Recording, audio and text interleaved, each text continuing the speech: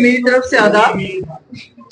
मैं आई थी, हमारा फाउंडेशन डे था जैसा आपने कल देखा, तो मैंने सोचा कि यहाँ उस वक्त भी आप लोग बात करना चाहते थे, उस वक्त मौका नहीं था, तो इसलिए मैंने सोचा आज आपसे बात की जाए।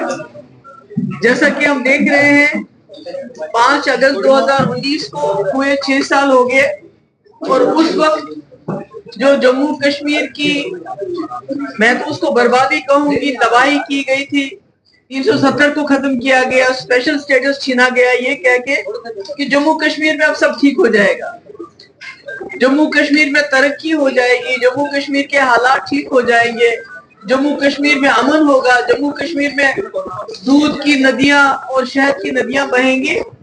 मगर आपने देखा कि वो पॉलिसी बिल्कुल फेल हो गई, फ्लॉप हो गई। यहाँ तक के हालात ऐसे हो गए हैं कि 2 मुल्क जंग के दहाने पे आ गए हैं और फ्लैश पॉइंट जम्मू कश्मीर है। आपने देखा हाल ही में किस तरह से अमेरिका के को बकौल ट्रंप के इंटरवीन करना पड़ा। वो बार बार कहते हैं कि दोनों मुल्क न्यूक्लियर के दहाने पे थे, जंग के दहाने पे थे, और ये बात खत्म नहीं हुई। आज भी जंग तो खत्म हुई, मगर जंग का माहौल पूरे मुल्क में है। बीजेपी ने बदकिस्मती से मुल्क में ऐसा माहौल बनाया है कि आज सब जमातें एक आवाज में कह रही है आपने सीज फायर क्यों किया, यानी कि जंग को चालू रखना चाहिए था। ये देखिए मेंटालिटी क्या बन रही है हमारे मुल्क की, कि वो कहते हैं जंग खत्म क्यों की। और ये पॉलिसी है बीजेपी की उस एग्रेशन का, जो उन्होंने जम्मू कश्मीर ही नहीं पूरे मुल्क के लोगों में एक एग्रेशन लाया है। अब जितनी भी अपोजिशन में पार्टियां हैं वो मजबूर हैं, अगर वो ऐसा नहीं कहेंगे तो उनको बोलेंगे एंटी नेशनल है।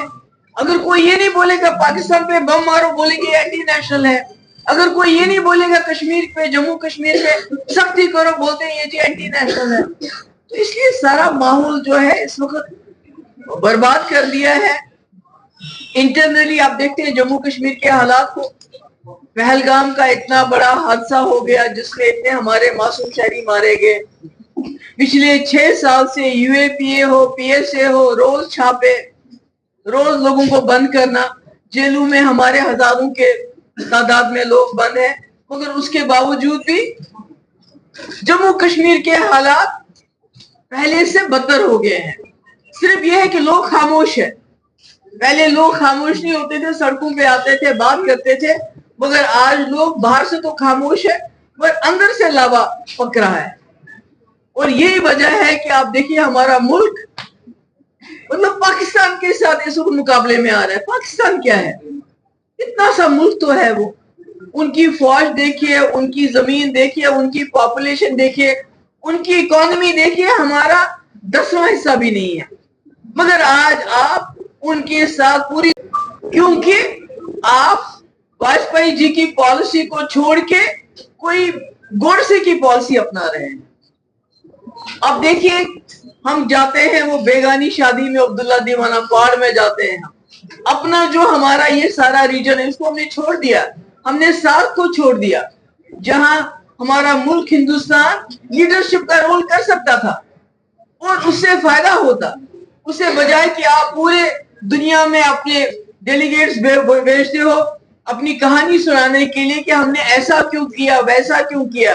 मगर सार्क के जो मुल्क है, जो हमारे हमसाए हैं, जिनकी वजह से हमारी मुश्किलात हैं, उनसे हम बात भी नहीं कर पाते हैं। और अब सार्क को भी चाइना हाईजैक कर रहा है। आप देख रहे हैं SAARC is being hijacked by China, तो हम कहाँ हैं। तो इसलिए मेरा ये कहना है अभी भी वक्त है कि उनको जो मुफ्ती साहब का विजन था, जो हमने कांग्रेस के साथ कॉमन मिनिमम प्रोग्राम बनाया था, उसके बाद बीजेपी के साथ एजेंडा ऑफ अलायंस बनाया था, वो बीजेपी और पीडीपी का एजेंडा ऑफ अलायंस नहीं था, वो जम्मू कश्मीर के लोगों का और मुल्क के लोगों का एजेंडा ऑफ अलायंस था कि जम्मू कश्मीर को इस मुसीबत से कैसे निकाल सकते हैं, कैसे हम और रास्ते खोल सकते हैं। आपने लद्दाख को अलग कर दिया, मुफ्ती साहब करगिल अस्करदू का रास्ता खोलने की बात कर रहे थे, सियालकोट की बात कर रहे थे, चित्तगढ़ सियालकोट की बात कर रहे थे, ताकि हमारे यहाँ जम्मू कश्मीर जो पिंजरे में बंद किया गया है उसको खोल दिया जाए। आपने तो खोल दिया, किसके लिए खोला, किसके लिए खोला। आज जितने भी क्राइम है जम्मू में पिछले 6 साल से आसमान को छू रहे हैं, क्योंकि जितने भी क्रिमिनल्स हैं वो आ रहे हैं। आपकी रोजी रोटी पे यहाँ टाका डाला जा रहा है। ठेकेदार बाहर से जम्मू के लोगों को मुंशी का काम करना पड़ता है। माइंस उनके हाथ में, ठेकेदारी उनके हाथ में, नौकरियां उनके हाथ में। अगर आप देखें कि कोई जो गरीब बच्चा पढ़ लिख के उसको नहीं मिलती है नौकरी, बाहर से कोई आ गया उसको भी मिलती है, उसी को मिल रही है। तो अगर देखा जाए हर हिसाब से जम्मू कश्मीर और पीछे हो गया। तो मेरी महत्वपूर्ण गुजारिश है इस पर कि बीजेपी जो एनडीए सरकार है वो एजेंडा ऑफ अलायंस को खोले, वो देखे कि जम्मू कश्मीर को इस मुसीबत से बाहर निकालने का क्या रास्ता है, पाकिस्तान को सीधे रास्ते पे लाने का क्या रास्ता है। मुझे याद है जब वाजपेयी जी लाहौर गए थे तो वहां मुशर्रफ ने उनसे कहा था यूनाइटेड नेशन रेजोल्यूशन को छोड़ दीजिए, जो जम्मू कश्मीर के लोग खुशी से खुश रहेंगे, हिंदुस्तान के लोग खुश रहेंगे, पाकिस्तान के लोग भी आमादा हो जाएंगे, आप वो कर लीजिए। आज भी मुझे लगता है उसी पॉलिसी की जरूरत है, रास्ते खोलने की जरूरत है।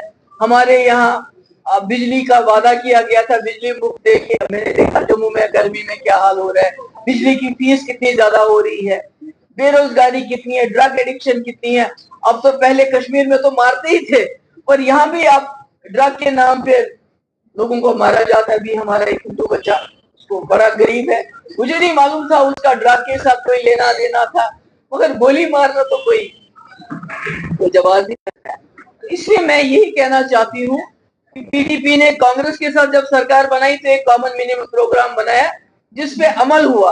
उसके बाद जब बीजेपी के साथ बनाई तो जो भी हमने उसमें रखा है, अब मैं तो एजेंडा ऑफ अलायंस के सब बातें नहीं बता सकती, ये तो बड़ा लंबा है कि एस्पा को कैसे रिव्यू करना चाहिए और रास्ते कैसे खोलना चाहिए, पावर प्रोजेक्ट कैसे ट्रांसफर होना चाहिए, हीलिंग टच कैसे होना चाहिए। ये खाली पीडीपी की बात नहीं, ये सारी पॉइंट्स बाय पॉइंट जो यूपीए सरकार में 7 वर्किंग ग्रुप बने थे रसगोत्रा की, उसमें बहुत सारे मुझे नाम भी याद है जिसमें सारी पार्टी थी, उन्होंने एंडोर्स किया है मुफ्ती साहब के विजन को।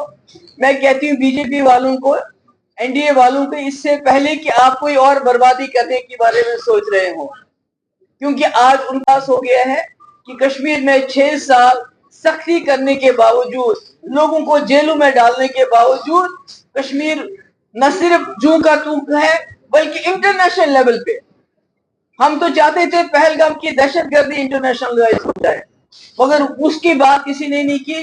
कश्मीर की बात हुई, सीज फायर की बात हुई, पाकिस्तान की बात हो रही कि पाकिस्तान ने क्या किया जंग में, कितने जहाज गिराए, क्या, ये इंटरनेशनली बात चल रही है, मगर हमारी जो बात है वो, जो असली बात है वो नहीं हो। तो इसलिए मैं उम्मीद करती हूँ कि जो दिल्ली की सरकार है वो एजेंडा ऑफ अलायंस निकालेगी। अगर उनको ये डर है कि एजेंडा ऑफ अलायंस जो है कोई पीडीपी का, ये हमारा अकेला डॉक्यूमेंट नहीं है, ये डॉक्टर मनमोहन सिंह के वक्त में जो 7 वर्किंग ग्रुप बने थे, हर मामले पे, रोड्स पे, गवर्नेंस पे, ह्यूमन राइट्स पे, रास्ते खोलने पे, ये सब उसकी कॉपी है। उनको उसी पे अमल करना चाहिए, बजाय इसके वो खुदा ना खासा कोई और कांड करे जैसे 5 अगस्त 2019। क्योंकि देखिए टूरिज्म हमारे पास था, वो भी मिलिटराइज हो गया है। अगर आप देखेंगे कश्मीर में जो भी जगह है टूरिस्ट की, इतनी आप देखेंगे वहां सिक्योर, अमरनाथ यात्रा जिसका हम बचपन में इंतजार करते थे और जाके फिर साधुओं के साथ अलग अलग बात करते थे, कभी हाथ दिखाते थे, अच्छा लगता था हमें। आज अमरनाथ यात्रा भी मिलिटराइज हो गई है, वहां से मक्खी नहीं जा सकती है। तो आप कर क्या रहे हैं जम्मू कश्मीर के साथ? अब कितना वोट लेंगे आप जम्मू कश्मीर को तबाह बर्बाद करके?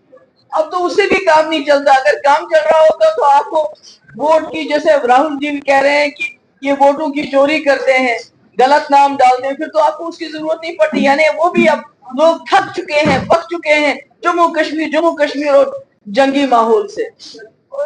मुझे लगता है कि हमारा मुल्क इतना बड़ा मुल्क है, इतना इकोनॉमिकली हम, इतनी हमारी आबादी है, जवानों की आबादी है, पर बेरोजगारी सबसे ज्यादा, जीडीपी हमारी चीन से बहुत पीछे, हमारी ग्रोथ बहुत पीछे। तो हम जंग में क्यों फंसे हुए हैं? اور جنگ کس وجہ سے پھنسے ہوئے ہیں؟ جموں کشمیر کی وجہ سے.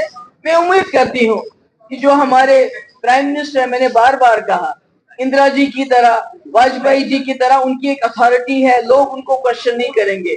اگر وہ کوئی بورڈ انسانیت کے دائرے میں، یہ نہیں کہ توڑ پھوڑ کرو، جموں کشمیر کے حصے کر دو، لداخ کو الگ کر دو، اب اس کو الگ کرو، اب تیسری کو الگ کرو، اس کے بجائے اگر انسانیت کے نام پہ جو ایجنڈا آف الائنس ہمارا رہا ہے اس کو کھول کے دیکھیں گے تو مجھے لگتا ہے جموں کشمیر کا باعزت حل ملے گا. جموں کشمیر کہیں جائے گا نہیں، پر عزت سے اس ملک کے ساتھ جینا شروع کر سکتا ہے. Thank you so much.